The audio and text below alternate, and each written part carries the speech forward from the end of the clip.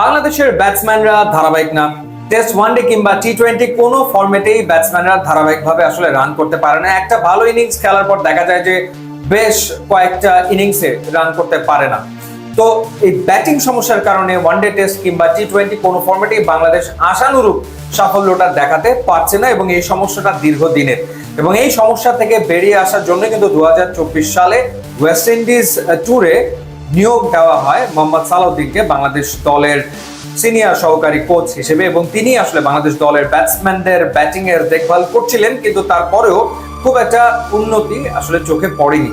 এবার বিসিবি যেটা পরিকল্পনা করেছে, একজন বিদেশি কোচকে তারা আসলে নিয়োগ দিতে যাচ্ছে এবং যার নামটা শোনা যাচ্ছে সেই নামটা হলো জুলিয়ান উড, একজন সাবেক ইংলিশ ক্রিকেটার, পরবর্তী সময় যিনি আসলে কোচিং পেশায় নাম লিখিয়েছেন, এবং তাকে টি-20 ওয়ার্ল্ড কাপকে সামনে রেখে নিয়োগ দেওয়া হবে পাওয়ার হিটিং কোচ হিসেবে।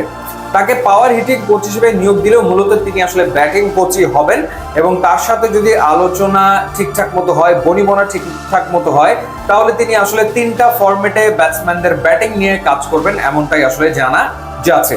তো এখন যদি আমরা কোচকে নিয়ে আলোচনা করি, জুলিয়ান উড যিনি একজন সাবেক ইংলিশ ক্রিকেটার, তিনি খেলা ছাড়ার পর কোচিং পেশায় এসেছেন এবং কোচিং পেশায় এসে তিনি কিন্তু আইপিএল এ পাঞ্জাব কিংস এর কোচ ছিলেন এবং পাকিস্তান সুপার লিগে মুলতান সুলতানের কোচ হিসেবেও তিনি কিন্তু কাজ করেছেন। সুতরাং যথেষ্ট হাই প্রোফাইল একজন কোচ।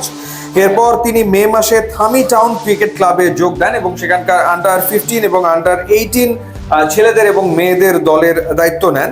তো তার সাথেই ঠিক এই মুহূর্তে বিসিবি এক ধরনের আলোচনায় রয়েছে, যদি ঠিকঠাক থাকে তাহলে আগামী মাসেই জুলিয়ান উড তিনি বাংলাদেশের ক্রিকেটে যুক্ত হতে চলেছেন অ্যাজ পাওয়ার হিটিং কোচ।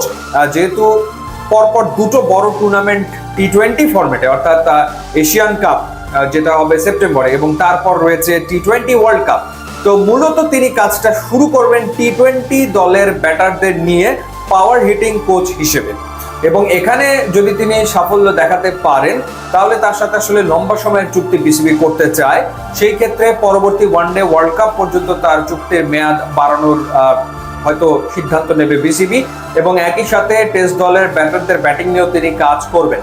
কিন্তু পুরোটাই নির্ভর করছে আসলে দুই পক্ষের আলোচনা সাপেক্ষে, কারণ এই মুহূর্তে ইন্টারন্যাশনাল হাই প্রোফাইল কোচরা ভেরি এক্সপেন্সিভ, তাদেরকে আসলে অনেক টাকা অনেক সুযোগ সুবিধা দিতে হয়। তো রাজি যদি হন জুলিয়ান উড, তাহলে আগামী মাসেই তিনি আসলে বিসিবির নিয়োগ পেতে যাচ্ছেন।